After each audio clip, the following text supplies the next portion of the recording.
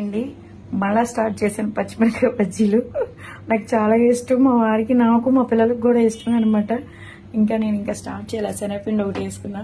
10:29 అయింది టైము. ఇప్పుడే సెలవు నుంచి వచ్చాము. అది నేను ఏం చేయను, మామూలుగా ఇది ఇలా ఉంది కదా, ఇలా ఘాటు పెట్టేసుకుంటాను. ఏది ఈ ఫోన్ చేతితో పట్టుకోవాలి కదా, ఇలా పట్టేసుకుని ఇలా గీరేసి ఈ దీంట్లో కొంచెం వాము ఉప్పు వేస్తాను. ఇదిగోండి వాము వేస్తేనే బజ్జీలోకి బాగుంటది. కానీ పచ్చిమిరకాయలో పెడతారు, నేనైతే దీంట్లోనే వేస్తాను.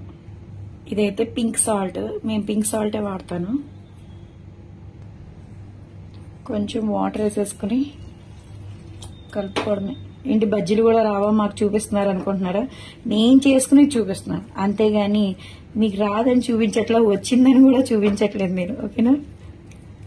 ఇది ఈ రోజు పచ్చిమిరకాయలు దొరకలేదండి, అయిపోయినాయి. అందుకే ఇంట్లో ఉన్న వాటితోనే వేస్తున్నాను. అయినా స్పైసీగా ఉంటాయి, సన్నగా ఉంటాయి కానీ స్పైసీగా ఉంటాయి, బాగుంటాయి.